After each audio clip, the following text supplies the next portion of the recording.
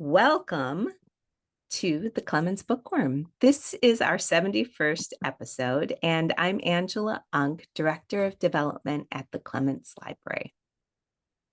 Just in case you are joining us for the first time, as I just mentioned, please feel free to chat and change the setting to everyone. We do use the Q&A section to gather questions. So if you have questions, please put them there. And also you can see the questions that other people are asking. And if you give it a thumbs up, it will upvote the question and place it in order so that we can see how to prioritize those questions. We do have, as part of our diversity, equity, and inclusion program, the live machine captions turned on today. So feel free to toggle those on or off and change the font size to suit your needs. And as always, I can only control so much of what you see. So play around with it a little bit. Side-by-side mode should be enabled. That would let you see both the slides and the speakers. You just need to move the separator to change the relative size. This program is brought to you by the William L. Clements Library, located on the campus of the University of Michigan in Ann Arbor. The Clements Library's mission is to collect, preserve, share, and promote the study and discussion of primary sources related to all aspects of history and culture in North America and the Caribbean to about 1900.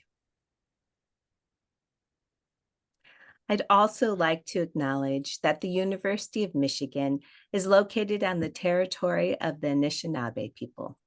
In 1817, the Ojibwa, Ottawa, and Potawatomi nations made the largest single land donation to the University of Michigan, offered ceremonially as a gift in the text of the Treaty of the Foot of the Rapids, so that their children could be educated in a Western manner. We acknowledge the history of Native displacement that allowed the University of Michigan to be founded. And today we reaffirm contemporary and ancestral Anishinaabe ties to this land and their profound contributions to this institution. The William L. Clements Library also acknowledges that it has and continues to benefit from the original land dispossession and established hierarchies of settler colonialism. All right, and I see a few more people have come in. So if you haven't had a chance yet to click on the poll question, do it really quickly. And I'm going to close the poll and share the results. Okay, so we were curious if people had how they had seen comic strips throughout their lifetime, and 93% of you did indeed mention printed newspapers. And of course, printed magazines as well with 49%. People do still consume them via online newspapers and magazines and book compilations. That was one that I was thinking about this morning because that's how my kids know comic strips like Calvin and Hobbes and Peanuts because of book compilations. So that's another popular one, 47%. And then people do enjoy the humor of reading comics as their number one reason to look at them. So, all right, stop that share. But thank you, everybody, for participating in that poll. It's just nice to get some idea of what everyone has been thinking about comic strips during the 20th and 21st centuries. Today's episode of the Clements Bookworm is generously sponsored by the Alumni Association of the University of Michigan. Thank you so much. We really appreciate your partnership and support, and hope that there are some new alumni viewers on today's episode. And now it's my pleasure to introduce and welcome today's guest. Alex Beringer is a professor of English at the University of Montevallo, and his research and teaching focus on 19th century American literature, visual culture, and comics. He received his PhD in English in 2011 from the University of Michigan and has held fellowships with the American Antiquarian Society, University of Cambridge, and the National Endowment for the Humanities. His work has appeared in American Literature, Arizona Quarterly, and popmatters.com. His book, Lost Literacies, Experiments in the 19th Century U.S. Comic Strip, was released by the Ohio State University Press in 2024. Welcome, Alex. Thank you. It's a pleasure to be here.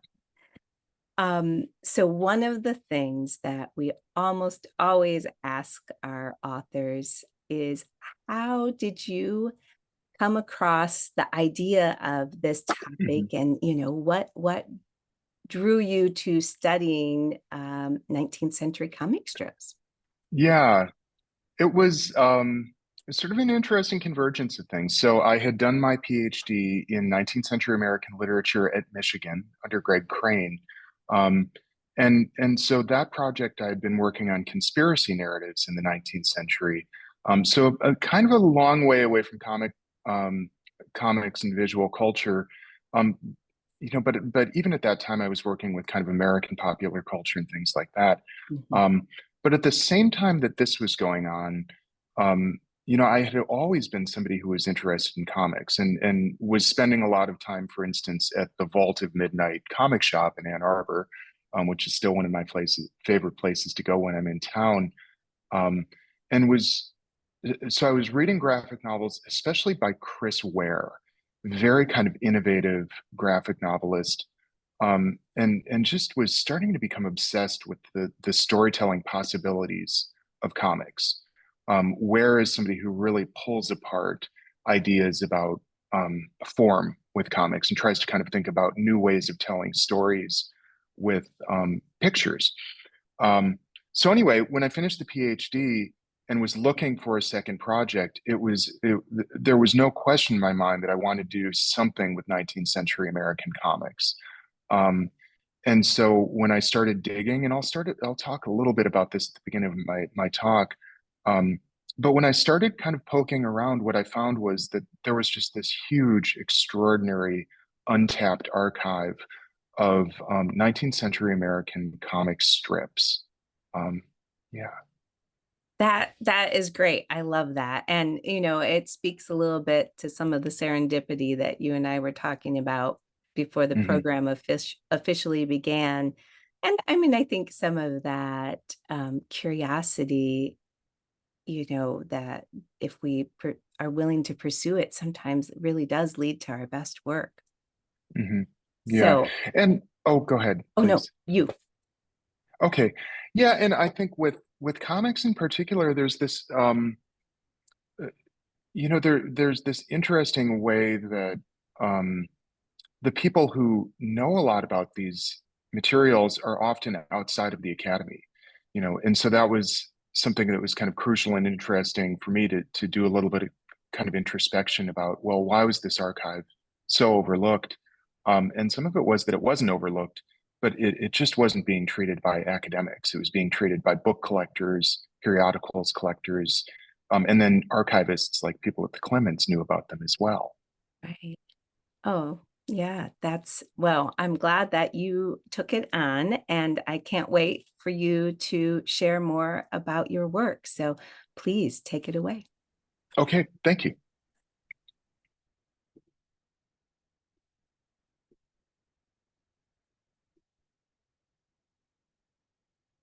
Okay.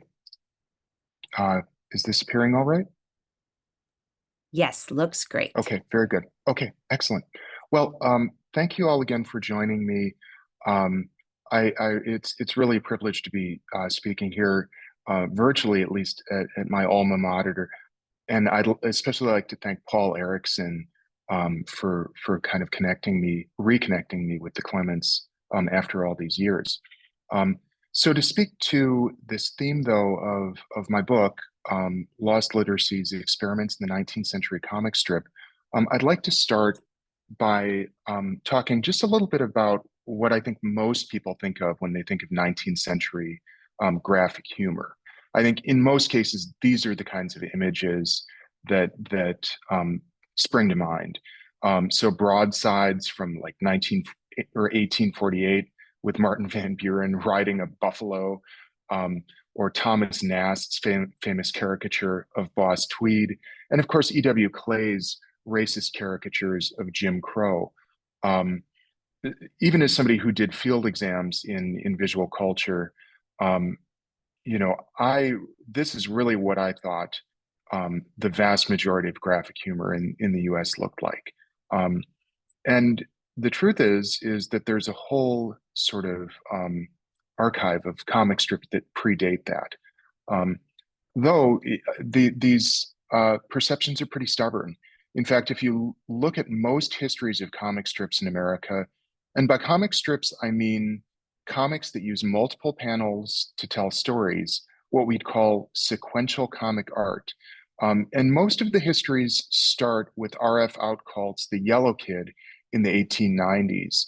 So one very important statement in this version of the history was Colton Wolfe's 1947 book, The Comics, which begins its first chapter by describing Outcault's Yellow Kid character as standing right on the spot, quote, when the volcano shot off.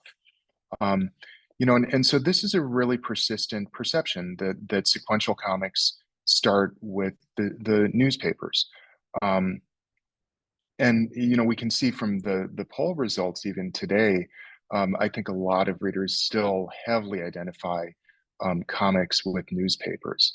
Um, and so in America, though, it starts earlier than that.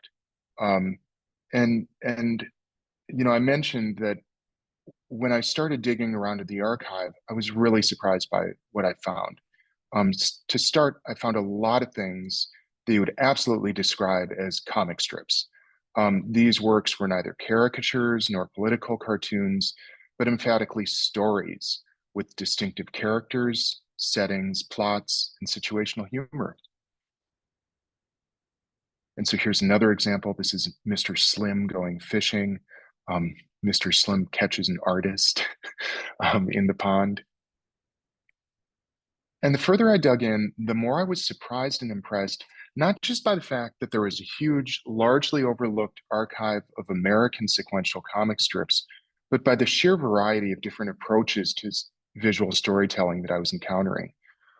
During this period, when the medium of comics was so new and unsettled, artists weren't confined to established norms for visual language or genre.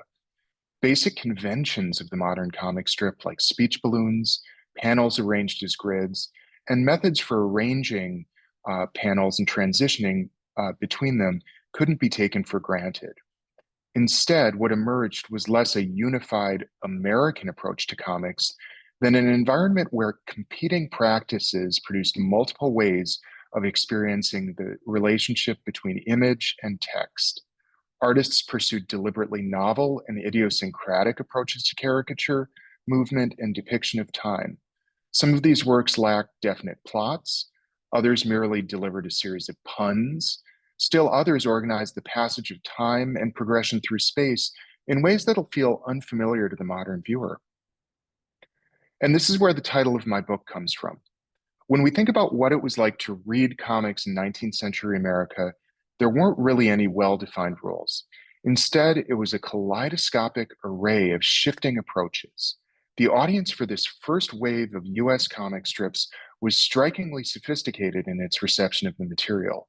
The sense of flux, the idea that visual language could turn on a dime, was often precisely the appeal.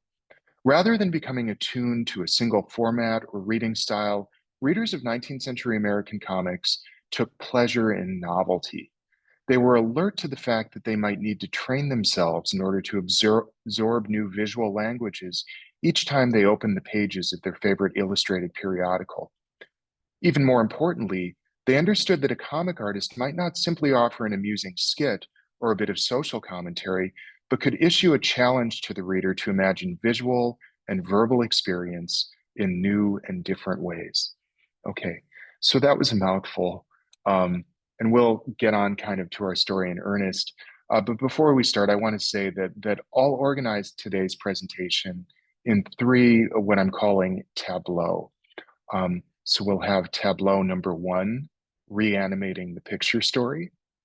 Tableau number two, New York's printscape. And tableau number three, Augustus Hoppin abroad. Tableau number one, reanimating the picture story. The story of my book, the story that my book tells, rather, tends to start in the 1840s when we see the beginnings of what I think of as the first consistent tradition of American comic strips. And like many things in 19th century America, it begins with an act of theft. And that is to say that what we start seeing in the early 1840s are these bootleg, pirated copies of French and Swiss graphic albums. And specifically graphic albums or picture stories by a Swiss artist named Rodolphe Töpfer. And Töpfer is known for, and this is the Swiss artist who's being bootlegged, but he's known for developing a highly sophisticated sense of timing and narrative. And by dividing his panels into distinct sequential events, Töpfer could tell extended stories and portray sequences of actions. His frames are presented in what we call a proscenium view, that is, to look like a theater stage, and they borrowed extensively from the classic conventions of Restoration comedy and slapstick. Now, Töpfer's thematic sophistication is also notable. The brand of picaresque that we see in Töpfer is really reminiscent of things like Tristram Shandy or Smollett. And so what you have going on are these kind of upstart characters like Monsieur Vieuxbois, who will kind of trip around the countryside, disrupting the order of polite society, wreaking havoc on subjects as diverse as bourgeois social climbers, the Catholic Church, and 19th century science. And so I think the thing to be aware of here is that these graphic albums that are being imported, or rather pirated, I should say, this is novelistic storytelling, right? This is storytelling with a clear beginning, middle, and an end, and character development, and all the kinds of hallmarks that we associate with the novel. And in shorter frames, comic strips. And the publications themselves are really kind of extraordinary. So this is an example of what we would be looking at for a graphic album. There are these oblong little volumes. They measure something like 15 by 26 centimeters. I don't even know if there's a name for this format, but they're so unusual. And they'll run about 50 to 150 pages a piece. So what we're really looking at, emerging first in Europe in the 1830s and then in the US in the 1840s, are really definite precursors to graphic novels. And it's the start of something big. These graphic albums kind of hang around in the United States for the next 20 to 30 years. And Obadiah Oldbuck, that initial pirated graphic album, really takes on a pretty major life in the US. You'll see references to Obadiah Oldbuck for a good 30 to 40 years, persisting in personal correspondences, persisting in newspaper articles. So he's kind of a figure. And the graphic album itself, you have some copycat albums, but it really kind of flames out after 20 to 30 years. But where things really get interesting, and I think where you see a real penetration of what we would think of as comic strips into the US market, really gets going in the early 1850s. And specifically, I would point to the publication Yankee Notions. And the publisher here is T.W. Strong in 1852. Strong's Yankee Notions in particular initiates this migration of the French picture story from the format of the graphic album over into magazines, and especially humor magazines. Um, and in the first year, Strong's Yankee Notions featured sequential comic art in each issue, including a serialized Topfer-esque picture story entitled The Adventures of Jeremiah Oldpot, a kind of obvious homage to Obadiah Oldbuck. Um, and Jeremiah Oldpot has some truly madcap gags. It is this kind of wacky story about this New York tin merchant who gets it in his head that he's going to go pan for gold in California.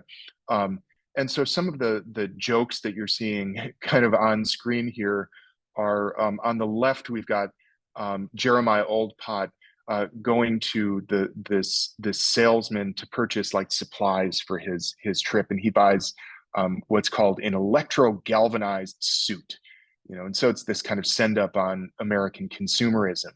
And on the right, and here's the kind of payoff to the joke. Um, Jeremiah Oldpot's children are so embarrassed at his appearance in the electro galvanized suit that their eyeballs pop out of their heads and start flying around like little butterflies. And so what you can see in the image is Mrs. Oldpot, who's equally horrified, is trying to catch the butterflies, and in a savage twist, so is the dog. um, and so, this is serialized in 1852 in Yankee Notions. But I think something that's really interesting here is what's going on beneath the surface. It's very clear to me that Strong and others who are putting these first magazine comic strips together were steeped not just in French graphic albums, but French magazines. And how do I know that? Because they were stealing from them too. In fact, one of the more surprising things that I found in my research was that many of these early American comic strips were literally French comic strips in disguise. For example, the image that you're looking at here is a side-by-side comparison of frames from Obadiah Oldpot, or rather Jeremiah Oldpot, that first picture story to appear in Yankee Notions, and comics by Cham that appeared in the French magazine L'Illustration. And so what they've done is they've slapped this coonskin hat on Cham's original French protagonist and called him an American frontiersman. And perhaps even more interesting is the fact that Strong didn't simply lift the original French story. Instead, he took bits and pieces of it, reshuffled it, mingled it with other things, and made a whole new story of his own. And so I think what it speaks to a little bit is this kind of willingness of American publishers in the 1850s really to put any kind of images out there and combine them and recombine them in ways that they see fit. It's really sort of fascinating stuff. Um, and part of the reason that a publisher like Strong is so important to what happens with comics in the years that follow has a lot to do with the innovations in the illustrated publishing industry. During this time, New York in particular became a hotbed of innovation, not only for creating comics, but mass-produced illustrated publications of all sorts. The areas along Nassau and Fulton Street would become known as Newspaper Row. This area, directly adjacent to New York's entertainment district, was dotted with upstart publishing houses that catered to working and middle-class demand for the spectacle provided by inexpensive printed images. And a lot of this is driven by new print technologies, specifically the electrotype. So the electrotype allows a publisher to coat a woodblock in metal. And the reason this is so important in 1852 is that it means that you can start really mass producing woodblock illustrations.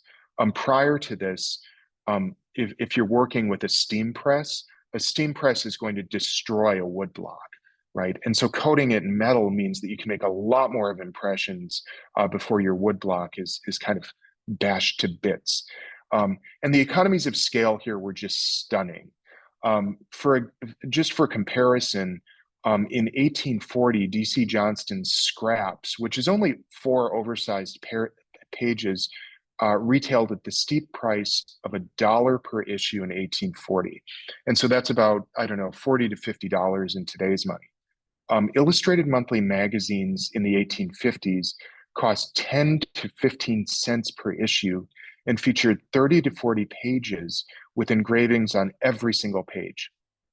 So if you're doing your kind of back of the envelope math here, that means that a printed page with illustrations costs something like 1/100th of what it did only a decade earlier. And so it just blows the lid off what publishers can do and distribute in terms of illustrations. And T.W. Strong's publishing house is at the epicenter of these developments, and he is capitalizing on it. Between the early 1840s and mid 1860s, Strong built a thriving publishing empire known for its diversity of specifically illustrated print material. And the image that we're looking at here is Strong's Emporium. And so you see people gathered around this variety of different kind of printed projects that Strong is going to be putting together, whether that's Valentine's, embroidered paper, children's books, you name it, Strong is printing it. Okay. And he is experimenting with visual narrative at least as early as 1839. So this image is from what's called a comic almanac, which is essentially a collection of stories and jokes that people would kind of keep on hand for their amusement, can fit in a pocket if you want to pull it out real quickly. And so this is pre-Turpfer. So this is before French style picture stories hit the US. But we can already see that T.W. Strong, this publisher, is experimenting with, how can we kind of move images and text around to create sort of a humorous effect. But Strong doesn't stop there. Here's another example of one of the kinds of things they were producing. This is an accordion style movable toy book. And here, so this is a children's book, and it's a primer for the ABCs. And so if you're going to be manipulating something like this, you'll flip back and forth with the image, going from A to B to C to D, and so it's again kind of combining ideas about movement and illustration. He also has things like Sailor Boy, which is just this beautiful movable toy book. And this is one that you fold into wedges and alternate between text and image as you're narrating the story of this little boy growing up to become an admiral in the US Navy. And so when we come to Yankee Notions, even the covers for Strong's Yankee Notions form a sequence. And so what we're looking at here is this printout, or rather this separate print that was created, showing the different kind of months that the magazine was published, and then the publisher's mascot, Jonathan, is doing a different thing each month. And what it leads to when we're talking about comics is this gimmicky approach, really, that translates to the comics themselves, right? Very much in keeping with the Illustrated Press's broader ethos of using illustrations as a form of spectacle. So following Strong's lead, other publishers embrace a dazzling array of techniques in their search to find new, surprising ways to grab readers' attention. Many visual storytelling techniques here were done as one-offs, invented for a single comic, only to be forgotten and discarded. For readers, the appeal of puzzling through these novelty comics seemed to lay with the epistemological adventure of testing how a change in format could produce a distinctive sensation or response. So the image that you're looking at on screen, for instance, is from a comic called Egyptian Intelligence. And for your 1850s reader, of course, these hieroglyphics look kind of mysterious. And that's kind of the joke of the comic, which is to say that it comes with this little key, and I'm sure they're kind of riffing off of the Rosetta Stone and all of that. But what the reader needs to do with a comic like this is use the key to decode these various kinds of little quote unquote, Egyptian hieroglyphics. And what you find is that when you start reading the comic, it's actually a story about college students in ancient Egypt. And they have many of the same kinds of concerns that college students today have, and college students in the 1850s as well, I suppose, which is to say they're worrying about how they're going to get a date, they're worrying about what they're going to wear, they're worrying about how they're going to defend their thesis. Fascinating stuff. Captions were a really, really rich source of novelty. This is one of my favorite images from the book. It's A.L. Carroll's Four Experiences in Waltzing. And what's neat about this comic is that you see it has musical notation instead of written captions. And something that's really especially kind of fascinating about this one is that you can actually play it. So it is a waltz that kind of speeds up progressively, and then we can see that the punchline is kind of coming in the third frame as it's, speeding up, speeding up, speeding up to this unmanageable pace. And then in the last frame, right, we have that long note with the fermata at the end as the man falls on his bum.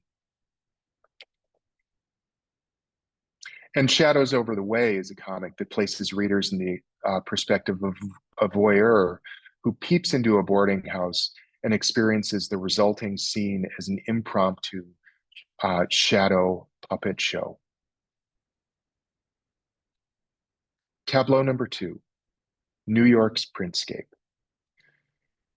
Apart from these commercial and technological developments, early US comic strips were bolstered by New York's artistic and literary scene from the 1850s to the 1870s. At this time, an unprecedented number of cultural workers migrated to Lower Manhattan, attracted by the economic opportunities presented by the publishing industry and the adjacent Nassau Theater District. The resulting concentration of creative types led to a cosmopolitan atmosphere unparalleled previously in the United States. Unlike previous generations of US writers and artists, the figures who gathered in mid-19th century New York dwelled at the fringes of polite society and pursued social mobility through cultural labor. Writers, actors, and editors and artists regularly meet at restaurants, bars, and cafes, such as Crook and Duff and Pfaff's Cellar, where they drank beer, ate German pancakes, and discussed their creative endeavors. They lived together in boarding houses and loafed about the streets in search of entertainment, even as they maintained punishing publication schedules just to make ends meet. Out of this milieu emerged new approaches to American literature and art, shaped by urban life and dedicated to a broad egalitarian version of republicanism. This newer brand of urban literature was best conveyed by Walt Whitman's innovative verse and bold assertion that the, quote, roughs and beards, the vast masses, were really what gave the United States its fullest poetical nature.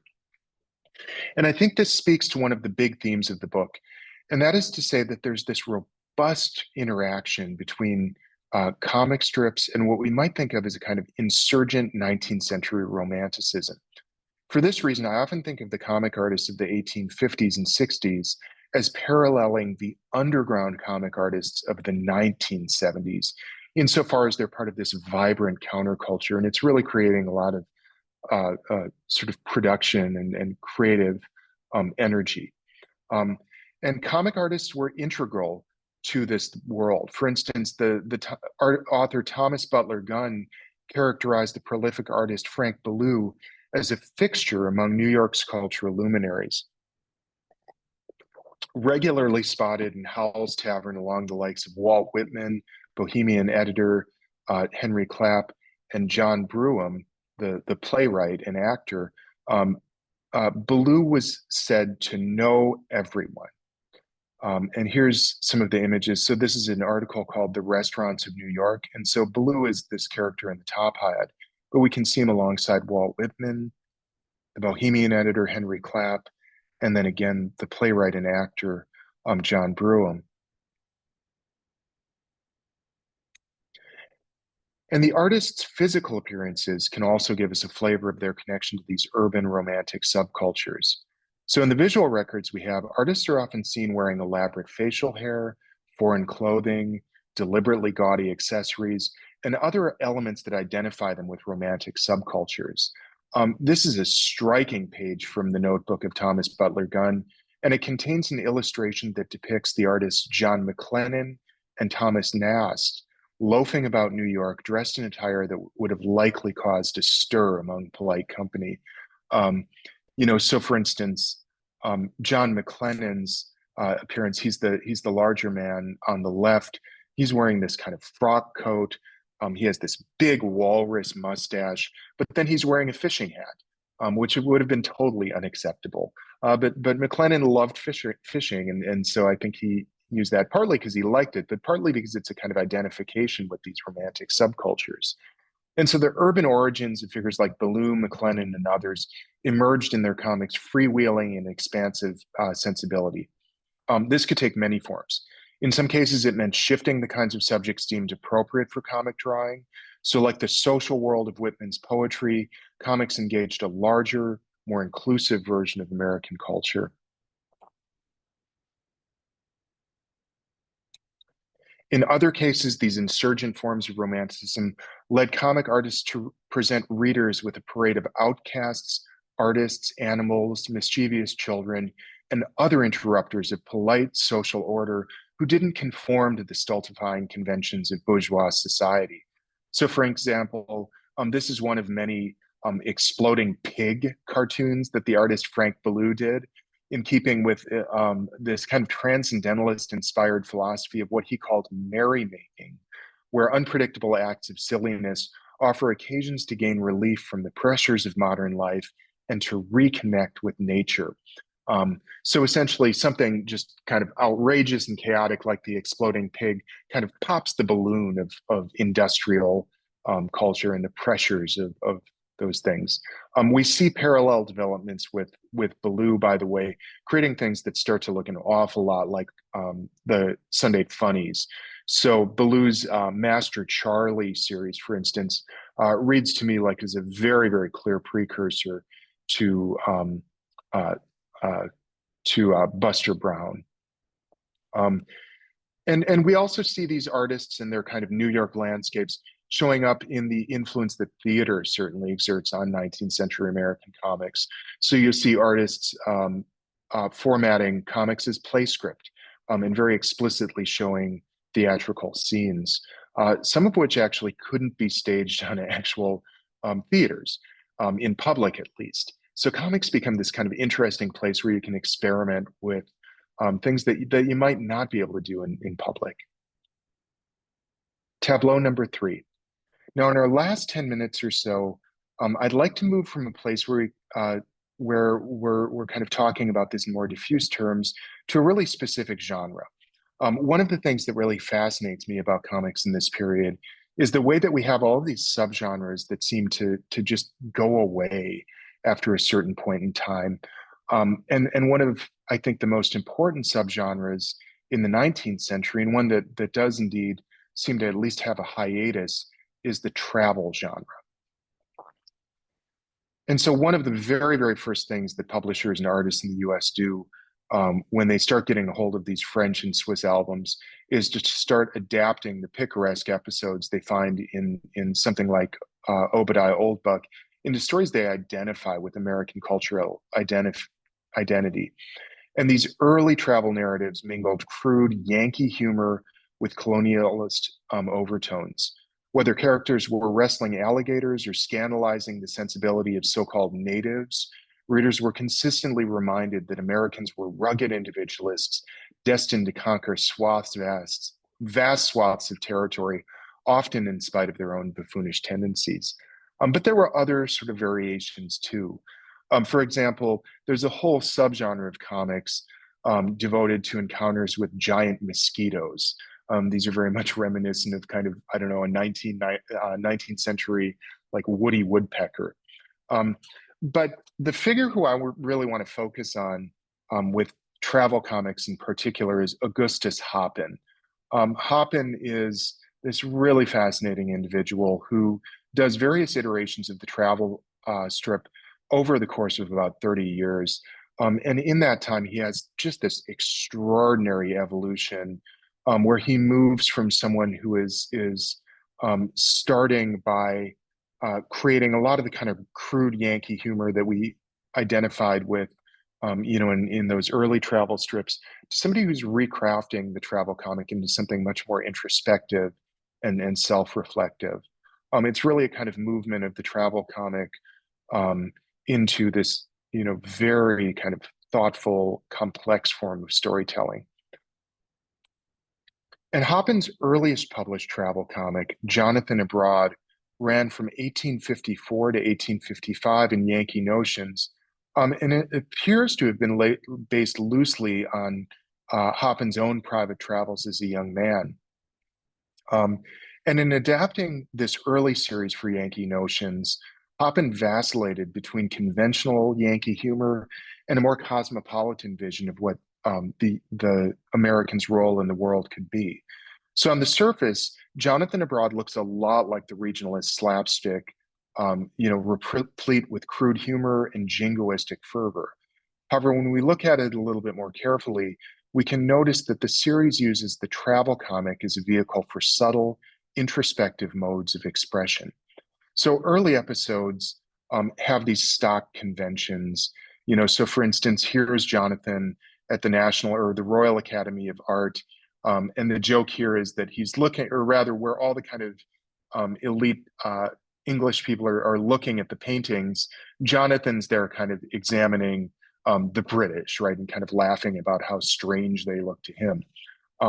But as we go through later installments, especially as Jonathan gets into the Middle East and to Paris, we see him becoming this much more kind of cosmopolitan figure. So, for instance, in one series of frames in Paris, Jonathan finds himself so taken with French culture and urban sophistication that he can't stop himself from giving money to the various charming French merchants he encounters. So here, for instance, he's talking to Grisette, a charming glove saleswoman who makes him feel, quote, skittish as a 4-year-old. And so he gives her all of his money. There is, by the way, ample reason to believe that Mark Twain drew inspiration from these early travel comics by Hoppin. In fact, Twain even seems to, speaking of theft, rip off that instance with Grisette. And Twain is publishing in many of the very same publications that Hoppin is publishing in.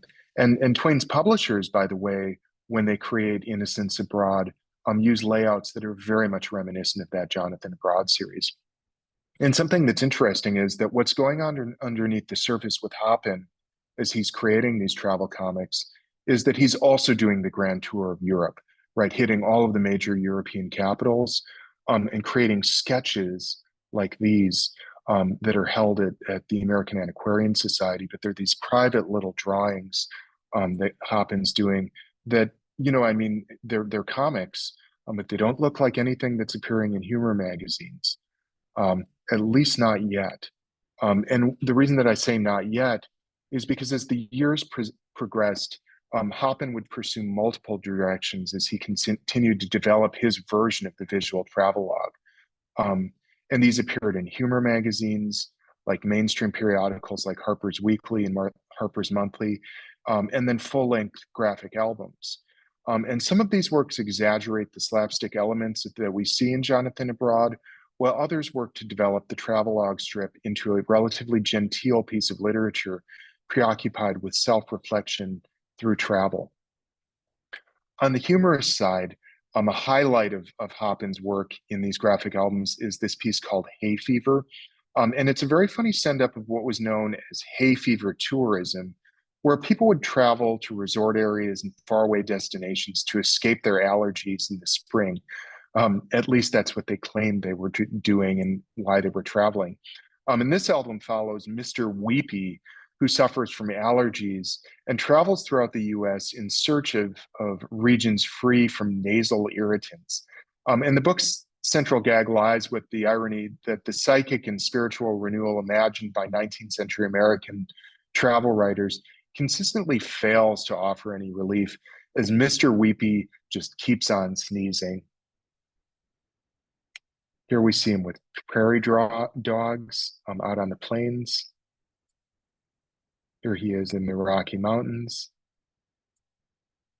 Here's Mr. Weepy making his escape, trailed by, quote, a little ballast in the shape of 10 dozen handkerchiefs. But where Hoppin eventually lands is not necessarily on the comedic, but instead on realism. And I find one of his last graphic novels, On the Nile, to be among the most significant of Hoppin's visual travelogues because it marks this concerted effort to push graphic narrative in increasingly ambitious directions. Um, and so Hoppen is going to create these long blocks of ekphrastic description along with these intricate scrapbook style illustrations, creating this rich variety of perspectives and subjective experiences that Hoppen looks to achieve through visual storytelling. And I think one of the most notable things that happens in On the Nile is that Hoppen gets really, really focused on his own process of looking. So that increasingly you see this emphasis in Hoppen's work on what his own presence as a tourist means, right? And he has some rather kind of bitter um, uh, sort of captions and text where he's talking about his tour guides, right, directing him away from scenes of poverty and distress and towards what he calls romantic little clusters of white villages. And so it's this moment of really kind of interesting introspection with Hoppen, where he's really kind of trying to push the medium of graphic narrative into something that's far, far more ambitious than anything that kind of precedes it. But I think amidst all of this, we have these little reminders in Hoppen's work that this is fundamentally a comedic narrative, or I mean, a comedic medium that he's working with, or one that has its roots in comedy and humor. And so you'll see these little hints that Hoppen is still fundamentally a comic artist. Like this frame, for instance, which features an image of a donkey that Hoppen affectionately names Toby number one. And I think, it looks very much like a comedic, or I mean, like a realistic illustration, unless you look at Toby's eye, right? And you find that there's this like strangely human quality to him. Um, and so in closing out, what I want to do is turn this over to the present day, which is to say that although the travelogue strip did not persist, right, there weren't imitators for Hoppen. What we start to see really in the last 30 or 40 years is this rediscovery of comics as this medium where you can really kind of break apart the form and experiment with it, and come up with some really extraordinary results. And so the image that we're looking at here is a travel comic from 2024 that's just been nominated for an Eisner Award by Mariko and Gillian Tamaki called Roaming. And they utilize this extraordinarily kind of similar technique to Augustus Hoppen. So in the interest of leaving a little bit of time for Q&A, I'll stop it right there. But I'd just like to say thank you to everyone for listening to me today. Thank you, Alex. That was wonderful. And I am just going to do a couple of housekeeping announcements while Alex gives his voice a break and while anyone who has questions puts them into the Q&A section. And just share my screen and mention that the Clements Bookworm is a monthly program on the third Friday of the month. Next week, we will be hosting Bethany Hughes to discuss her book, Red Face, Race, Performance, and Indigeneity. So I hope that you will join us again. But if it doesn't work out for you to join live, you will receive an email with a link to the recording and resources mentioned during the broadcast. Just opening last week is our latest exhibit. It's called An Ungentle Art, Pat Oliphant and the American Tradition of Political Satire. So if you'd like to see some cartoons that are political in nature, both from Pat's drawings as well as compared to some of the historic cartoons in our collection at the Clements, I hope that you'll stop by or check it out online.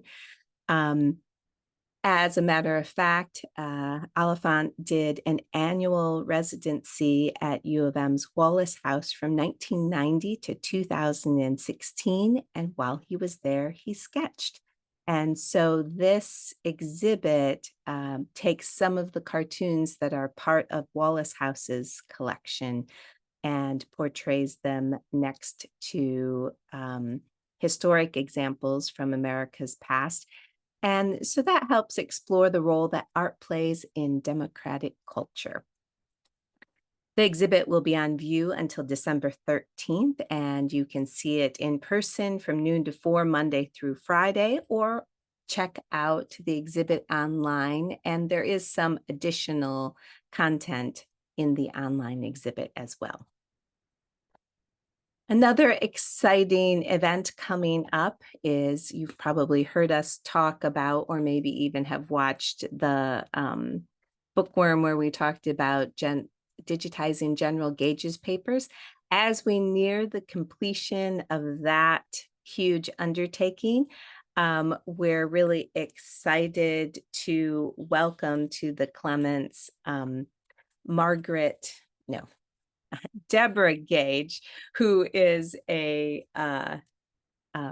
descendant of Thomas Gage, and she is going to talk a bit about her research and thinking about her ancestors and the lens of revealing the private life of General Gage and his marriage to Margaret Kimball.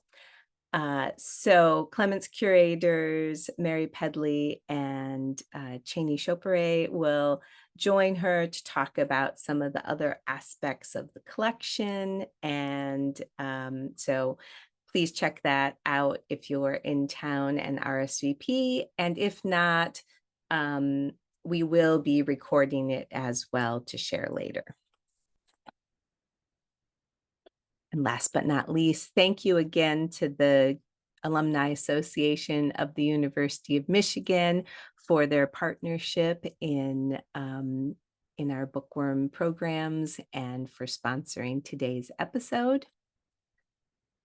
And if you, we are always delighted to have you as part of our community. And if you're interested in sponsoring a future episode of the Bookworm, feel free to get in touch with me, and I hope that we'll continue to see you in these programs. All right, so I'm going to stop sharing.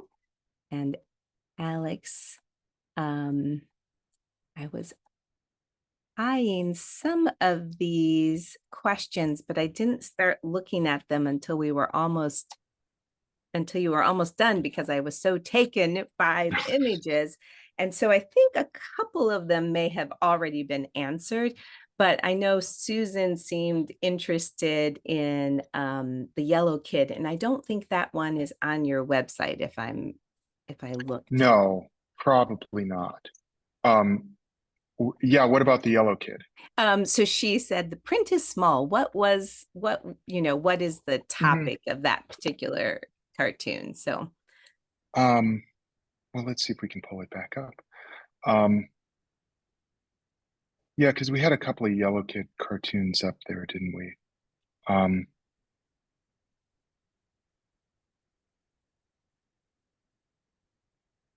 So I know one of those Yellow Kid cartoons is, isn't that funny? I forget which one I put up. Come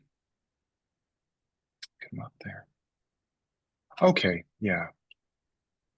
So one of these is the one with the sequence is the Yellow Kid talking to a gramophone.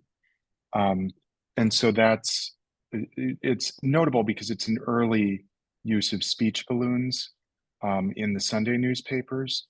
And then the one on the right, the Yellow Kid comics would do these like seasonal things. So that's their Thanksgiving comic.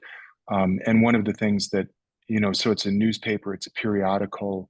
People are kind of tracking their year alongside the Yellow Kid. So one of the things that RF Out Call would do with the Yellow Kid really was have all of these children gathered in what was known as Hogan's Alley or McFadden's Row of Flats, and they would experience life kind of alongside the audience of the Yellow Kid.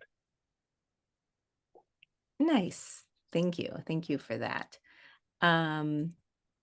So Cheryl is asking about the relationship to children's books, Hmm. especially chapbooks that tell a story in multiple pages.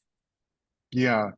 Um, the yeah, so children's literature is kind of interesting with comics. There are a couple of things I suppose to say about that.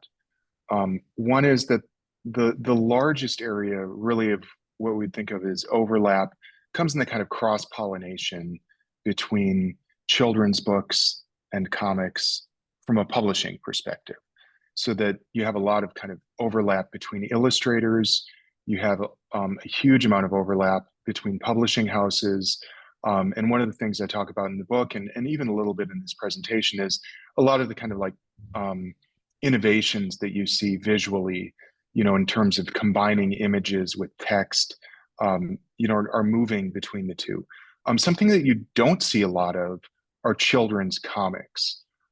We're really waiting until, somewhere probably in the 1880s or 1890s until there's a robust identification of comics with children readers.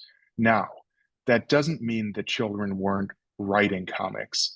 And in fact, one of the things that I'd like to be pursuing in a future research project is that when we start digging into kind of manuscript material um, of children in the 1850s, 60s, 70s, um, yeah, we find a surprisingly large amount of comics.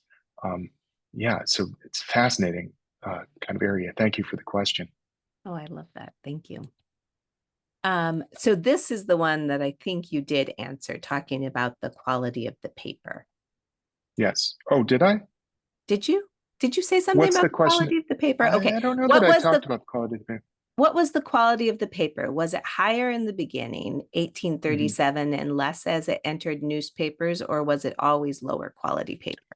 Exactly. It starts higher quality paper. So it's yeah, and the person who asked that question certainly seems to know their 19th century print culture, um, and periodical history. So it starts as rag paper, right? So paper made from rags, um, and absolutely, that's one of the things that's really kind of startling about the materials that I work with, alongside 19th century news, or I mean 20th century newspapers, in that the humor magazines and the graphic albums are in much better shape. The paper holds up very, very well, and so do the illustrations.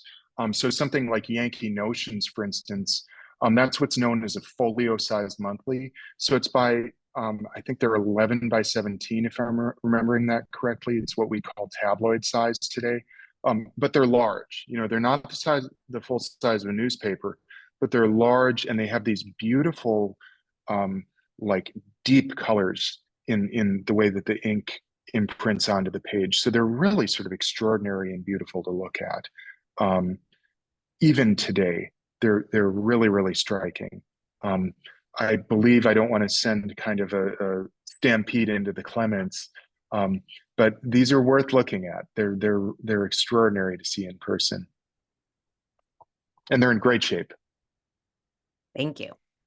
Um, so Cheryl is asking, I know you talked about the French um Yeah. overlap and some of those things, but is wondering about the influence of the English illustrated comic travel novel from the early Hmm. 19th century, and talking about how images aren't on the same page but throughout the book and often sold separate from the book. And she says she can't think of the titles right now. Hmm. Yeah, I mean, there's a lot of overlap there. And I think that somebody like Augustus Hoppin is thinking squarely in those terms. I mean, he's certainly reading these books. He's also looking at Richard Doyle's English travel narratives. Doyle is a comic artist as well for Punch and various other things, but releases a couple of travel albums of his own. I think Hoppin is probably also looking at Dickens. There are a lot of kind of Dickensian influences in his work, especially in the way that travel becomes this object of introspection. So yes, certainly a lot of overlap. He's aware of that tradition. I think that other comic artists, um, maybe not so much, as far as the travel narratives that are getting done. A lot of those other ones are sort of in that realm of regionalist humor, with a couple of exceptions, like somebody like George Washington Carleton. Um, yeah. Thank you. So I see um, Tom is asking about political cartoons being censored by officials, but you're really talking about comic strips. And so I don't know, Mhm. was there censorship that happened within this medium? I don't see a lot of evidence of censorship. I mean, I guess one of the kind of catch-22s about censorship is that if it's been censored, you know, where are you going to see it? Where is it going to be in the historical record? Um, but I don't see um, I don't see publishers contending with that. Um, I think that as a parallel, part of the reason why French comic strips uh, in through the 1830s and 1840s start treating the everyday life much more than politics, or you see a kind of robust interest in that, is to get around censorship. There's the whole kind of famous Daumier Philippon, um, you know, uh, episode where you have him thrown in prison for um, uh, for these unflattering images of Louis Philippe as a pair. Um, and so on the in Europe, what's going on is that comics of everyday life and situational humor are in many ways emerging out of the effort to get around censorship. And so by the time it gets over to the United States, I would have to think that maybe there's something baked in there, to the way that these comics just kind of slip by any sort of moral or sensibilities or political sensibilities that might tamp down on them. Interesting. Okay, thank you. I noticed there's a couple of questions related to the importance of humor. So Paul is wondering, what expectations did readers in the 19th century have that visual storytelling would be funny? Which is to Hmm. say, how important is humor to what we now call the comic strip? And then Hmm. also related to humor is a question asking if the text becomes increasingly important to the humor. Hmm. Um, Humor is there from the start, um, and it is consistently there. Um, it ebbs and flows, and it has a lot of the time. What will happen is that humor will become a kind of package for other sorts of things. So, to give you an idea of this, one of the things that's really striking about a lot of 19th century American comic strips is how mundane they are.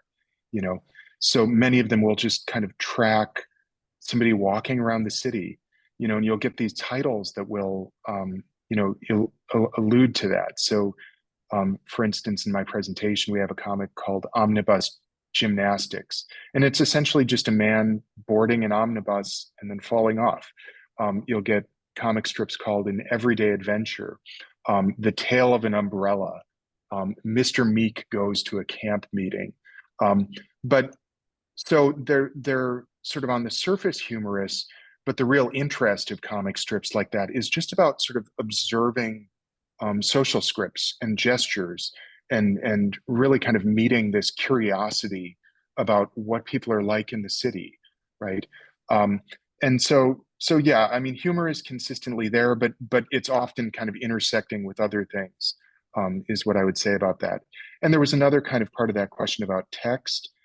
Text, yeah, the progression of text is really interesting as well. I think of it almost like a kind of arc, where the comic strips in the US start as very, very text heavy.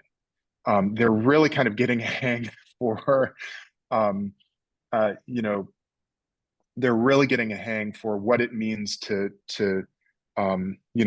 put images together with text. And a lot of the time that means kind of, at its best, I think, means creating kind of quick little exchanges so that the comic maintains a kind of sense of rhythm and timing, you know.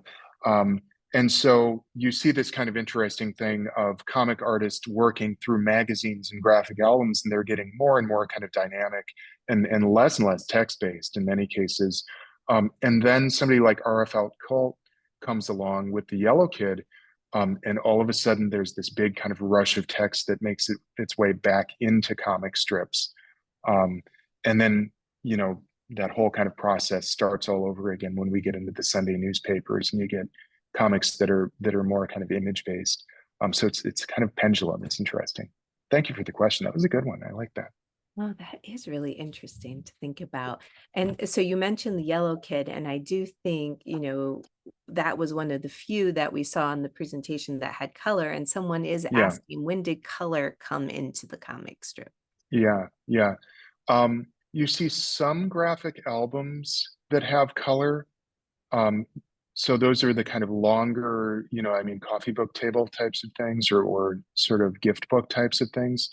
Um, in the magazines, you start seeing color come in the 1880s with with um, publications like Puck and Judge.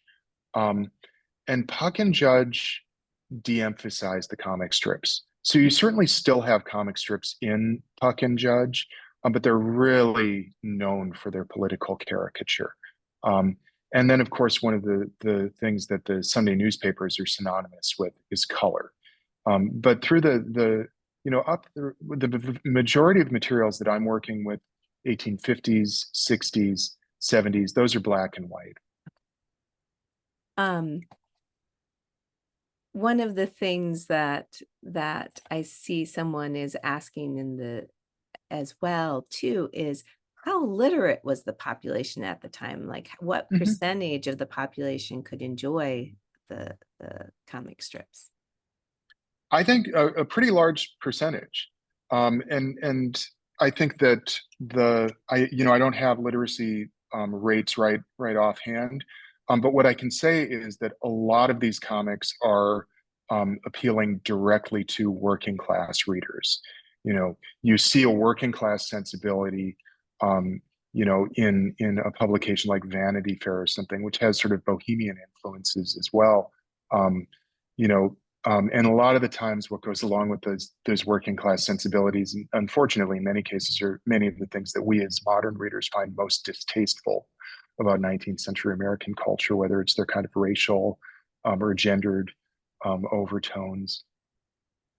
Yeah, interesting. Well, so this maybe relates to Pamela's question because she's wondering about baseball figures in comics and, how Oh, okay. much were sports represented and Yeah, how did those yeah, appeal?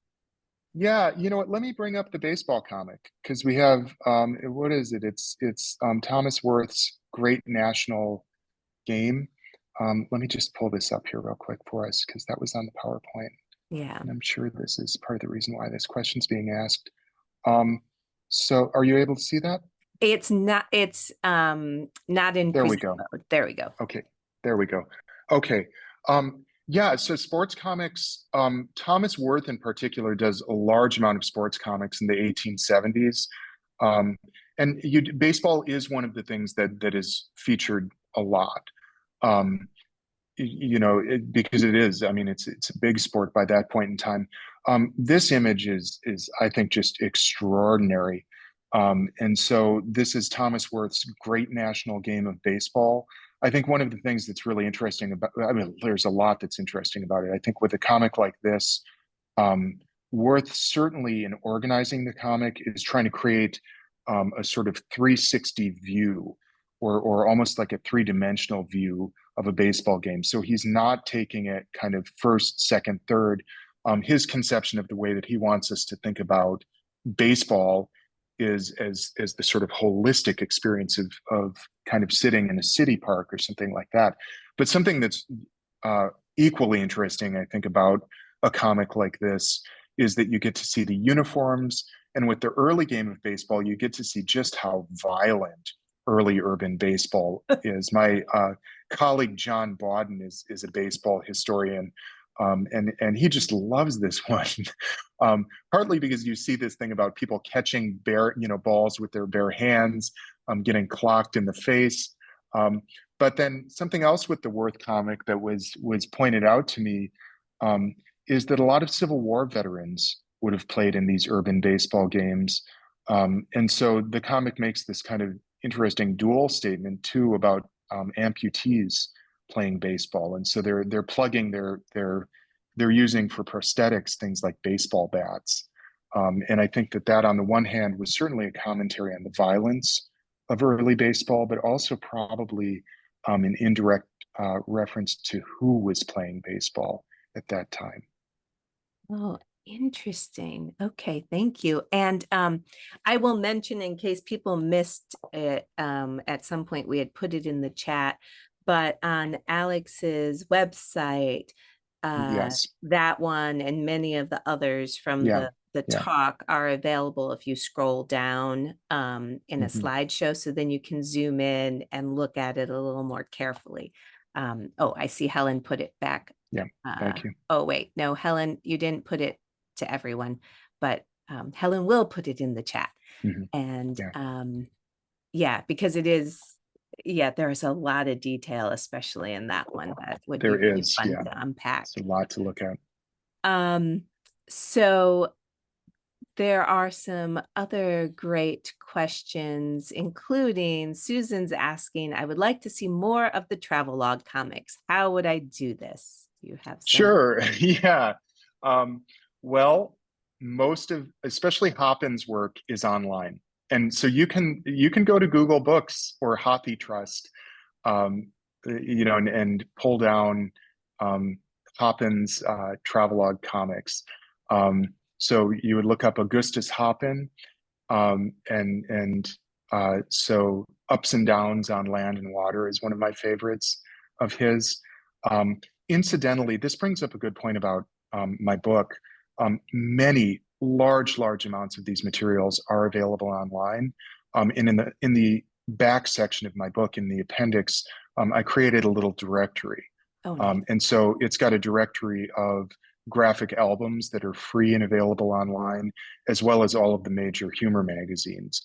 And my hope was that would serve as a roadmap for people who are interested in just exactly that kind of inquiry. Yeah, that's great. Um, so we're getting down to it. So, one of the questions I noticed we had in a couple of spots is, do you know, is the promo code just for the paperback version? No, it's for both. It's for both. For some Yeah. reason, people are having trouble using it. So Hmm. maybe we can talk to you about it Okay. Is it maybe afterwards. they're using the quotation marks? I'm not sure. Oh, Well, we okay. can check in with Ohio State on that as well, though. Yeah, Okay. I can send an email. We'll make sure that promo code is working for both the hardcover and the paperback. Okay, perfect. Yeah. So we will and we'll follow up, we send the email with the links and Yeah, everything afterwards. yeah, So, but thank you. I'm so glad that people are interested in the book because it's wonderful. So yeah. Thank you. we will make sure it happens. Um okay. And then let's see. Um Pamela is also asking about there appears to be overlap with one frame caricatures drawn with enlarged heads and sketchy bodies and, some signature object. And so I don't know if you have a little bit of, because caricatures maybe don't always fall into this realm. They Right, right.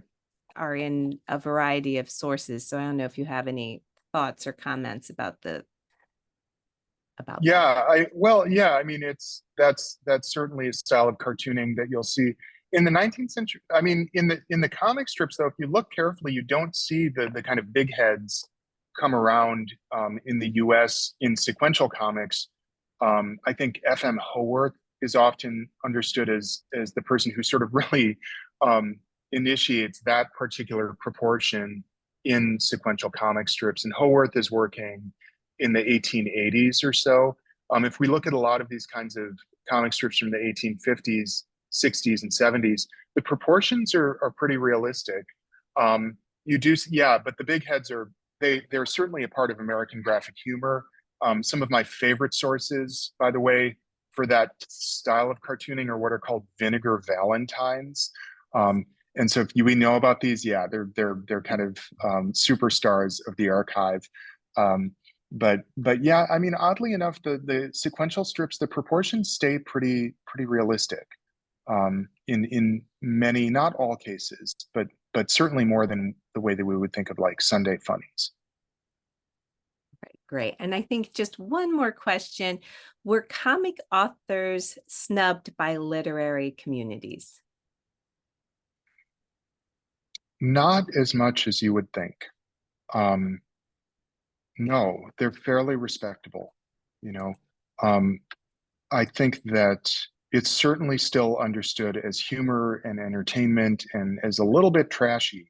Um, but authors are interested in these figures and are, you know, I mean, we talked about like with Crook and Duff and Foff's and Howell's Tavern. Um, you know, they're sitting alongside many of the people like you know, who are doing maybe not highbrow literature, but certainly um, you know, certainly literature that's getting read. But one of the most fascinating stories from my book is actually about the interaction between Frank Bellew, who is the most prolific comic strip artist of this period, and Ralph Waldo Emerson and Henry David Thoreau. The more we learn about Bellew, the more we seem to learn that he's very close with those two figures, and in fact is deriving many of his ideas about how he's approaching comic strips from Emerson and Thoreau. So, you know, there's no kind of hard and fast rule for that level of respect, but certainly Emerson and Thoreau are giving him, you know, lots and lots of respect and kind of thinking of him as a serious thinker, if one can say that about a comic strip artist. Nice. Okay, great. That was a good way to wrap up. So thank you everybody for your Yeah, thank you. wonderful, wonderful questions and your participation in the live version today. And as I mentioned, we will send out an email later this afternoon with a link to the recording and a follow-up link for the purchase of the book, as well as resources mentioned during the broadcast. And you can always feel free to share that email with anyone who you think might enjoy the program. So thank you so much, Alex. Thank you. It's been a pleasure. All right, everybody, have a great day.